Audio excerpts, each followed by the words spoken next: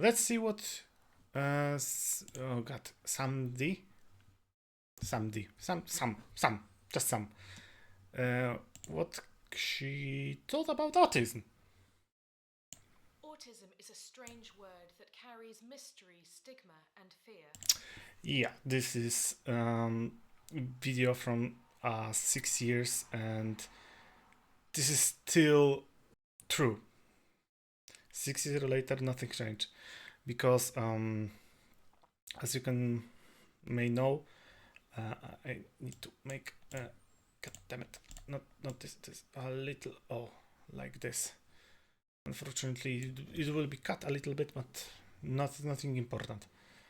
Fortunately, and there's still a lot of mysteries and not true things about um, autism. People still think that this is a disease, and this can be curable, which is so not true and so harmful for us, for people with autism, that I cannot even describe this correctly. Um, I think that we need to talk even more about this, generally about mental issues and mental problems and neurodivergent people, to show that this is nothing wrong. Of course, there are not some differences in thinking, of course, but there is nothing wrong. And no, this is not a disease. People do not take like some flu when this jump from one person to another. This is not how it works. I want to change that. The way it's talked about in the media, described as an epidemic, as if it's a disease with no cure, requiring intensive early intervention, makes you forget that there are millions of autistic people out there. I want to add this. I don't remember if this was, I think, 6 years ago. It was, god damn it, 2020.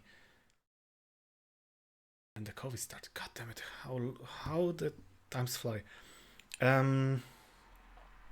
I want to add to one thing, as I remember correctly, but I might be wrong. From a long time, there is talking that people, by some mystery, there's a lot more people with autism, which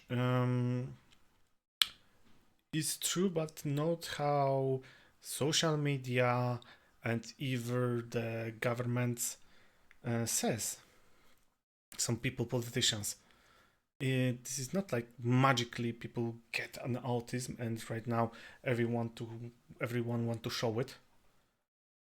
Let's remember that for a long time, people with autism has this unpleasant to be seen as someone not normal.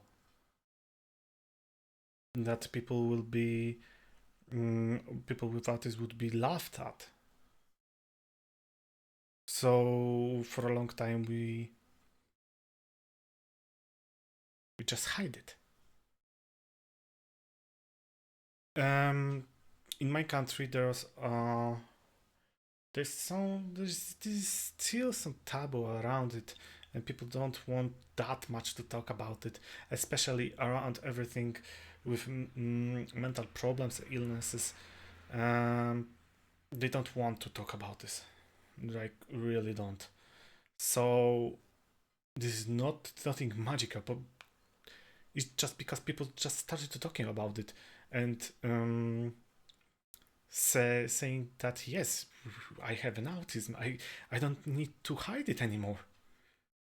People will not laugh at me. God damn it! It's so. This is not magical. This is not a magical appearance. This is just approving, not maybe not approving, like stopping neglecting that that that I'm not mm, that I am neurodivergent, and yeah, so that might be the issue where people magically appears with autism, quote unquote magically. Any undiagnosed, adults, children, people of all genders, races, nationalities, and ages. Autism is not an afterthought on the human race. It is woven into our neurodiversity. Yes, like I said, autism is not something like a disease. We born with it. This is nothing. It's like machine that works a little different. It's still working. Nothing bad happening, but it's work a little different. It doesn't mean it's not work. It's having issues and it need to be fixed. It's just working, but different. Nothing wrong with that. And it may be think that autism is maybe some people cannot have an autism. No, that's not true. Everyone can have. Everyone can born be with the autism. With as a spectrum, it may be seen a little bit different on every person, feel a little different, but everyone can. Is this bad? No. No, no. Just no. I learned that I have an autism at my 30s. In my 30s. I've learned this, and if I am true, if I can be honest with you, that's nothing changed in my life. Nothing. I live as I lived. Only that I know that I have an autism, and why I am a little different than others. It's okay. I'm trying to be more thoughtful around people so they will more understand me, and as I trying to more understand myself. That some behavior, some way of talking, some thinking may be misunderstood by not neurodivergent people. I am autistic and it is an intrinsic part of who I am. Autism is a neurological condition, meaning that our brains are literally wired differently from the neurotypical majority. Yeah, like I said, this is nothing that it magically appears in our heads, or we can catch like a flu. It's part of us from the beginning to the end. It is lifelong. You are born autistic and you will die autistic. It can be considered a disability, yet also a superpower, a blessing, and a curse, sometimes all at the same time. Yes, because from what I heard, uh, I need to learn more about this, but people with autism often have something,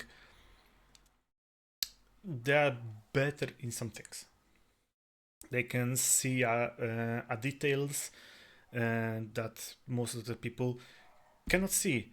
They can, due to their like hmm, hyperfixation, they can learn faster and more than a normal people. But this is a one side of the coin, a blessing part. The second part is a curse that we often um, even a small details can irritate us. That while hyper focus, we can be very not irritating, but close. It's harder to show for us emotions, so sometimes we don't know how to deliver our emotions, description of our emotions, and yeah, so it's cool in a way. It's a part of the blessing, but it's not for free. It's never been for free. And no two autistic people present the same. This makes Yeah. Quick adding: autism is a spectrum. No two people with autism can see things and feel things the same. Of course, there are some similarities, but no two people will have perfect equality with the autism. It not will be copy. There will be even a little differences. it a very difficult condition for people to understand. So let me tell you a little bit about the world from my perspective. Sensory sensitivities. Yeah, that will be good. All my life, I've been accused of being too sensitive. I've been told to toughen up. I've forced myself to tolerate surroundings that make me uncomfortable. Yeah, I hate loud places, but not gigs. When I know that I will go and I am ready for very very loud places, I'm alright with that. Like on gigs where I hear music. Uh, I love music and I don't mind this.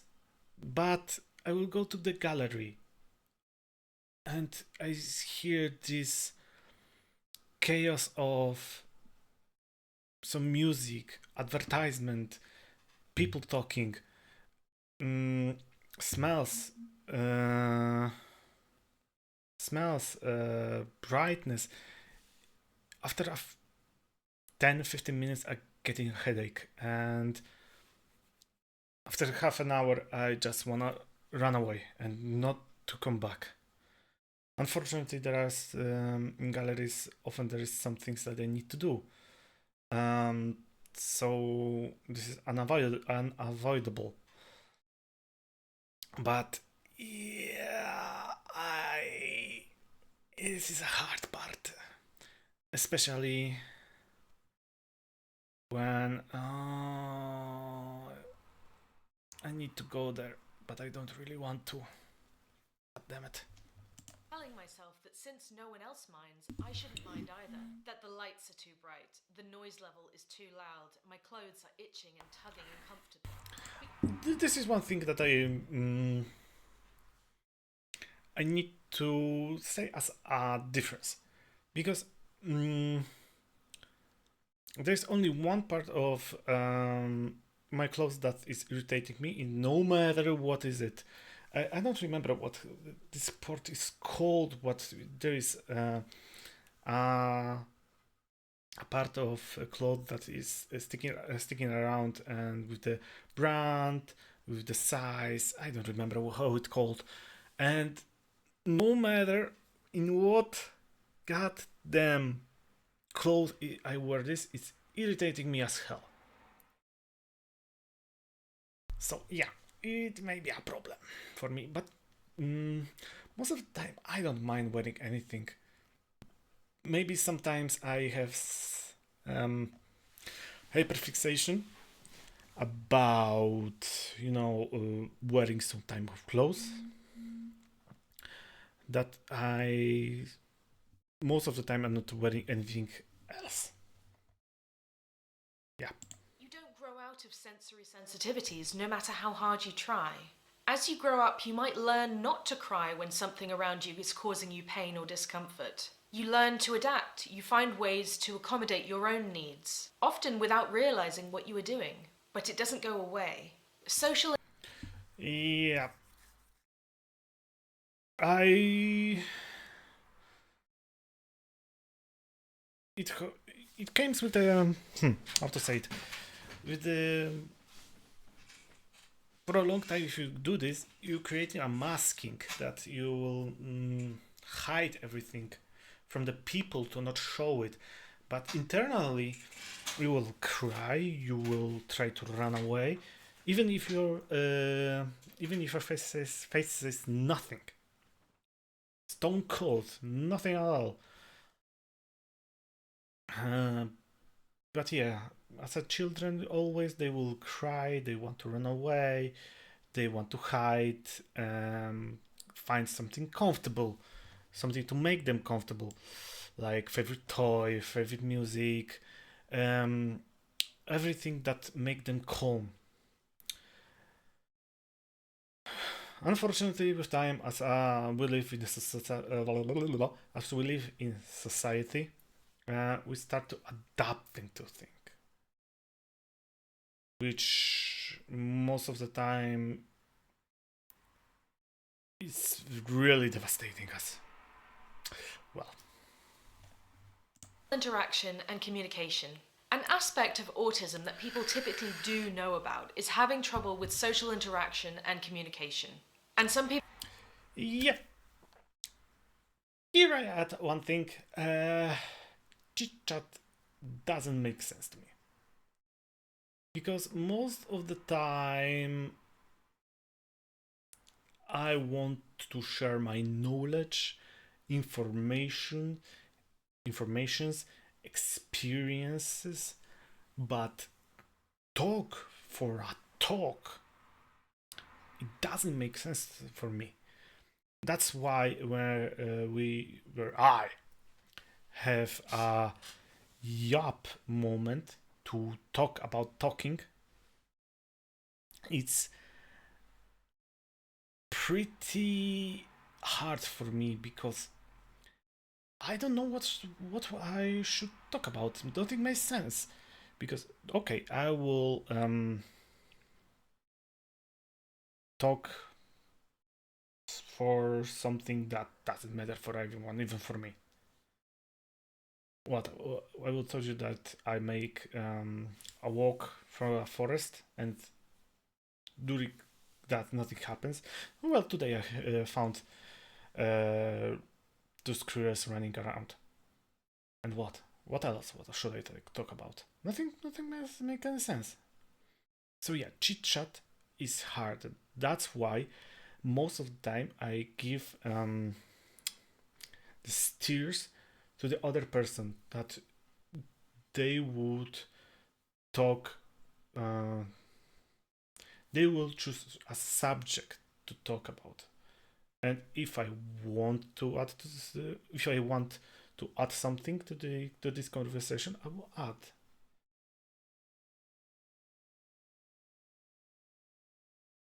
The biggest problem is when people try to ask about my opinion without asking about my opinion. It's like um, let's say let's say that I don't know, a friend of mine is talking. Let's say I think about this, this, and this. For me, it's okay. Or you gave me information. Okay. Or I don't know what should I do with it, but okay. But they they as something hidden want to get from me information about this subject, which I don't understand they want, because there wasn't this small question. What do you think about that? With spoiler, most of the time I just say I don't know. I'm not interested, so I don't know. I want to add something meaningful to the conversation, and most of the time it doesn't make sense for me. I just don't have opinion because I'm not interested in a subject, so therefore I don't have opinion. But people still want my opinion, to think in a moment, to give their opinion. Strange. But yeah, chit chat is a little not understandable for me. Moving on. People think of autism as solely a social and communication disorder. However, research has been done that shows that when a group of autistic people communicate with each other, they do just as well with that task as the non-autistic group do within themselves. Yeah, it's like two group of people that they don't know each other meeting and they don't know what to talk about. But if we two autistic people will meet and they know they're autistic, they know they can be straightforward. They know to think about how and what to say.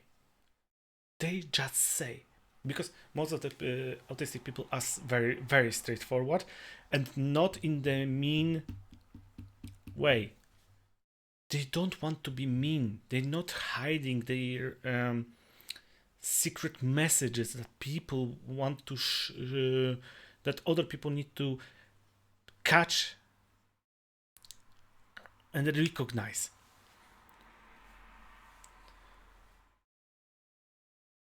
We just say, we just want to give the information. We're just giving you an information, not the emotion hidden behind those words. The communication difficulties arise when the autistic people and the non-autistic people attempt to communicate. And you can think of this difficulty as kind of the result of two cultures clashing. Autistic culture is direct, honest, sometimes tactlessly so, and efficient. Yeah, like I said, we are very, very direct. Not, I don't know, it's straightforward. It's good word for this. I'm sorry. Yeah, but we are very direct. But not in a mean way. We are not hiding emotions behind the words. No, okay, maybe sometimes. But it's not the same. Neurotypical culture involves complicated social dances, placing value on body language, unspoken rules, and facial expressions. Yeah, and autistic people often don't recognize those things. I still don't recognize those things. I often need to think what people are like, what their facial expression is like, what their body language is like, what this all of this is meaning. And because of that, my conversation with non-divergent people, it's pretty exhausting.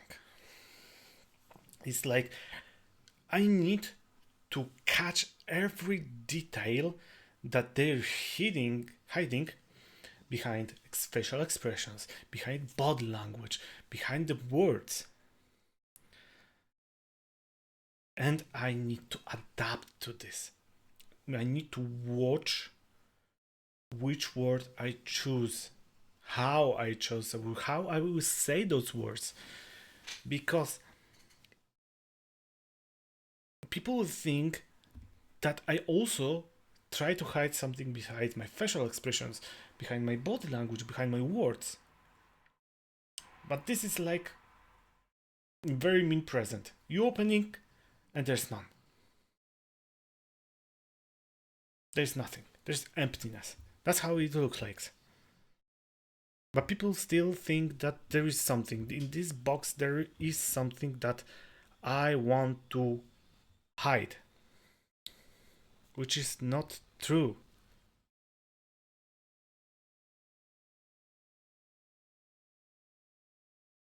Wait a minute, I just.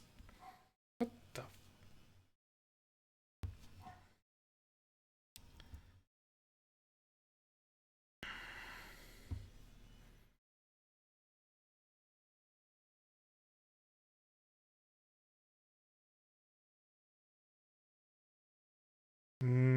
Okay, I just wanted to check something and show me something in my language that I wouldn't like to show, but I think it was just a translation.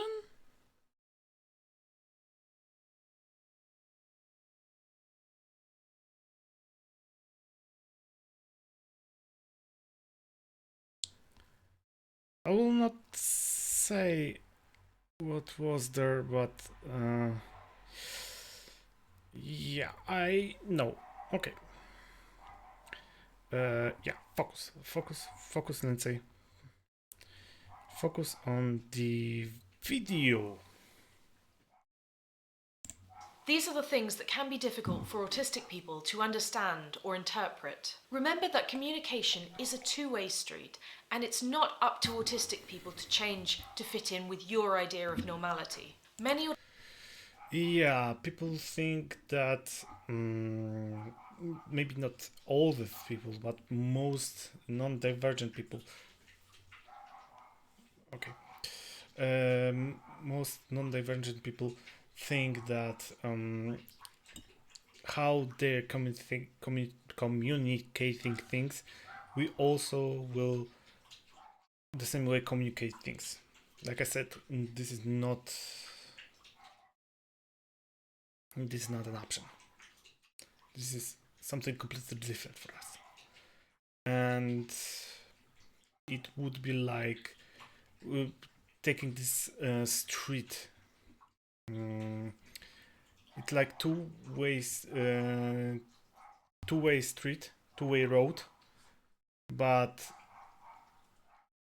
you will you will take from two different countries. One way is every sign, every law is taken from one country,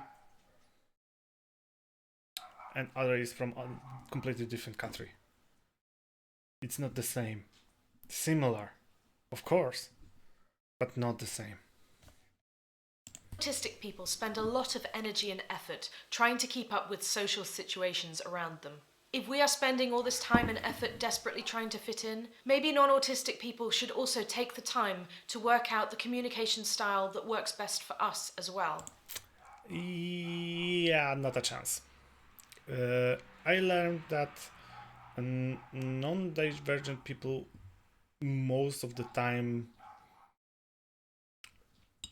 will not try to learn how to communicate in our way.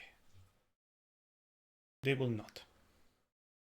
I will not say all, because if I would say that, would be very harmful and very untruth. But most, and this is very painful because as there are more, there are more non-divergent people. We need to um, we need to like fix our way of communicating to them. None the other, none not getting anything back, which is sad. Which is very sad. And remember, teaching an autistic person to communicate more like you does not stop us being autistic. Now, it's worth mentioning here that there is a proportion of the autistic population who are non-speaking or situationally mute. Many of them use communication devices or apps to help them communicate, but not speaking does not mean not understanding or not communicating. Yeah, I I also thought about those kind of application, um, but I really, really um, really badly wanted to learn how to do it. And then after 30 years, more than 30 years, nearly 31, I still can't. This is still something that I have an issue. I learned mostly, but it's hard for me to um, communicate with everyone, especially with people who with the ADHD, when they are talking fastly, when they are talking a lot, and they communicate things in even other way. Also, like direct, but differently, you know. So yeah, hmm, thinking about those kind of applications maybe be a little helpful. So if there's any with very strong autism that normal communication it may be a little hard. Think about I will right now hate it for this, but maybe try even AI like ChatGPT to translate what you want to say. Because people know that behind the AI there is no emotions. They give you pure informations. And when people try to talk with other people, they always try to find those hidden emotions.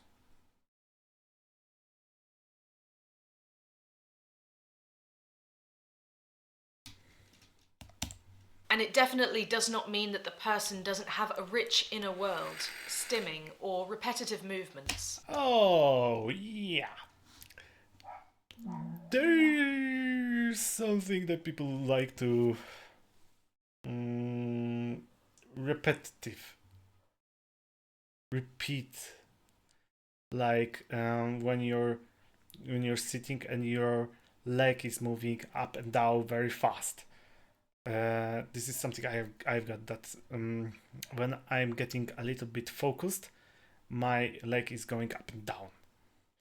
Or I have you don't have you cannot see this of course, but on my hand I have rings with that are spinning. And sometimes when I have nothing to do with my hands, I like to hide in my pockets, in my trousers. But most of the time, it may be seen as a rude. Okay, of course. Then I have those fidget rings to play a little bit, uh, to not be, do not left my hand without nothing. I can just do anything, and this may be strange, but it keep me focused a little bit.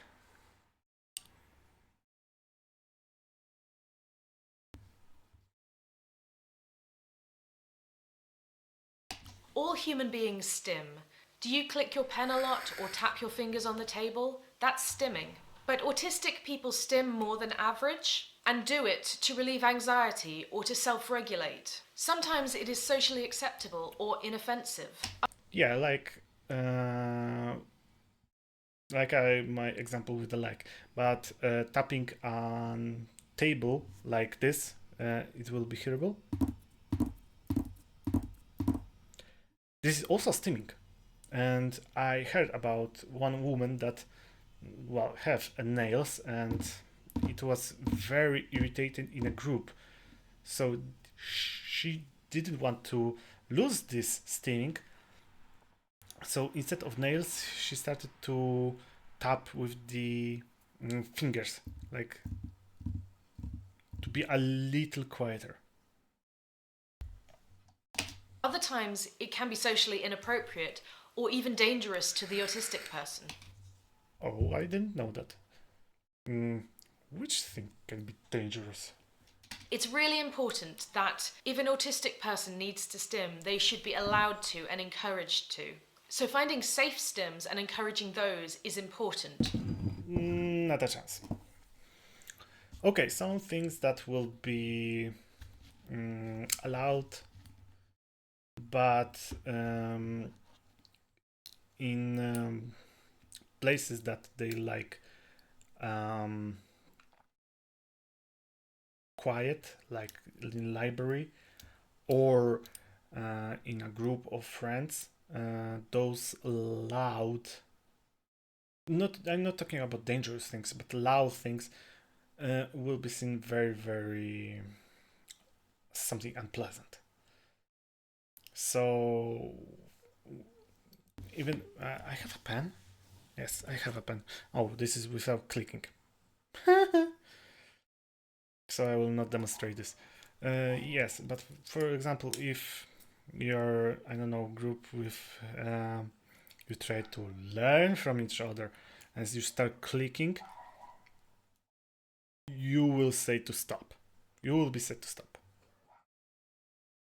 So you will not be able to steam. So we need to find another way to make it not irritating for other people. If you're alone, you do what you want. Don't just damage yourself. Redirecting can also be a way to stop the autistic person harming themselves. Stimming comes in many forms. It can look like rocking in your chair. It can look like hitting your head, stimming with your hands, vocals. Yeah, I remember. I don't know why, but I was not hitting, like taking one hand and make it fall on the other hand. For a short moment of my life, I was doing something to make one of my hand fall on the other hand. I don't know why. I just found this relaxing, meditating. Hard to say. Oh, and also when I have autistic breakdown, um, I often rocking on a floor, on a chair, like a like a little children when they are rocking in their beds, so they will be a little, peaceful. They're also rocking, so this is very similar. Stims, stim dancing, hair pulling, twisting, raising up and down on your tiptoes, or rolling over on your ankles, or chewing your lips or the inside of your mouth. All of these. Yeah, that last I had for a long time, and sometimes I still have. And I think that looking, not maybe looking, but feeling inside of my mouth, I have scars because of that. Are stimming. Executive functioning. This is often left out of the discussion about autism and more commonly attributed to ADHD. But the vast majority of autistic people struggle with executive functioning tasks like planning, organising, time management, shifting tasks, and hyperfocus. Yeah, it often is very, very hard for us to focus on a thing and plan everything appropriate. This is not because we can't do, but we at least some of us, we try to make it as perfect as possible that we forgot about simple tasks. We like to have everything on its places, on its times. That's why I can throw everything and, for example, at 5 p.m. go on a walk with my dog, because I always going on a walk with my dog at 5 p.m. no matter what. And when I see I cannot do this, it's starting to be frustrating, and I starting to mess up everything else. So yeah, this may be a little hard for us, but let's hear what Sammy want to. Um,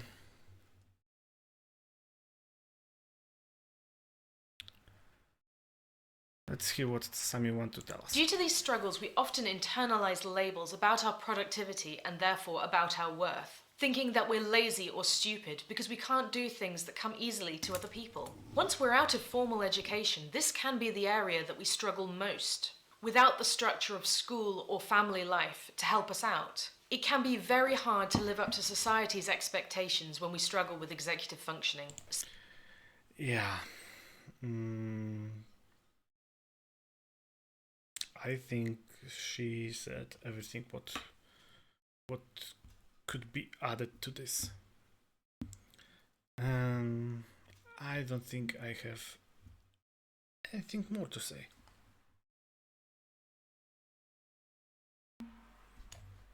Special interests. Now, these are somewhat pathologized by the medical establishment who like to comment on the appropriateness of these interests. We all know about the stereotypical autistic person who loves trains. This stereotype is very, very old, and I think it will never vanish. It will always be around. So, yeah. And can recite train timetables from the 1950s. But many special interests are much more normalized in subject, if not always in intensity. This can also be why autism gets missed in girls, especially if their special interest is appropriate for their age or gender. Yeah. Autism for women is, I think, a little harder to recognize and to see by the doctors, because if a girl has quote unquote normal hyperfixation of things, there was not a problem with that, which I cannot blame, of course. But when a boy will hyperfixation on even a normal thing for a boy, it's starting to get a little strange. I don't know why, how it is. I don't know why society works like that. It just works. For example, horses, makeup, or pop stars. I was deeply, deeply into the Spice Girls in the late 90s. Adding to that, because of this hyperfixation, we often know every detail about our fixation. Every detail. We can just sit all night and search everything that we wanted on the internet. Read every book, search for everything that we wanted, just because we cannot live without every information on our fixation. Strange? Yes. As were a lot of people around me. But not everybody was into them in the same sort of obsessive way that I was. Not everybody memorized facts about their lives. Not everybody collected little cutouts of every single newspaper article you could find in a little box. The intensity of the special interests can be something that's unique to autism. I firmly believe special interests should be encouraged. They can be extremely fulfilling for autistic people and pave the way for future careers or friendships. Yeah, because if we encourage those hyperfixation on child, they may later be a very, very good workers around those hyperfixations. If this will be possible to make from as a to be as a worker from this hyperfixation, because not from every hyperfixation this can be a work. For example, from this from the Sami example, I don't think nobody will pay you for know every detail about a spice car. I think we can agree to that. Maybe there is one person, maybe in the whole world, but I don't think so. Even if they seem insignificant or a waste of time, an autistic person might gain a lot of pleasure and value from them. Yeah, there's another one thing.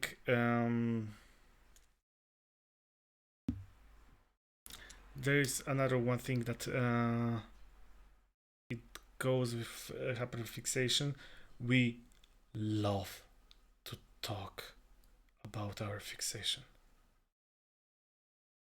This is when someone want to hear about what are we interested in, and we love to share every information.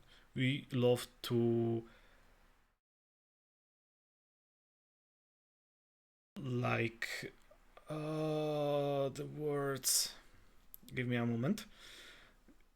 We like to throw every small information about our interest, which is two sides coin, because on the other side we sometimes barely want to listen about things that we are not remotely interested. A little, then maybe. But if there is something that we are completely not interested, we cannot listen. I'm sorry about that. They are way more than just a hobby. That was a very quick summary of the main aspects of autism, but it really is a complicated and hard to understand condition that goes so much deeper than what I've talked about in this video. Think of the core features or the core areas that I've described creating ripples into the rest of our lives, going on to affect every area of our lives: school, university, home life, work, friendships, relationships. And this, of course, is without even starting to take into account the comorbids that often go alongside autism. These can be anything from learning disabilities, ADHD, epilepsy, hypermobility, dyslexia, dyspraxia, depression, and anxiety. Autism can be a blessing and a curse, a disability and a superpower, can be all of these things at once. But I hope now you know a little bit more about what autism actually is. Thank you so much for watching.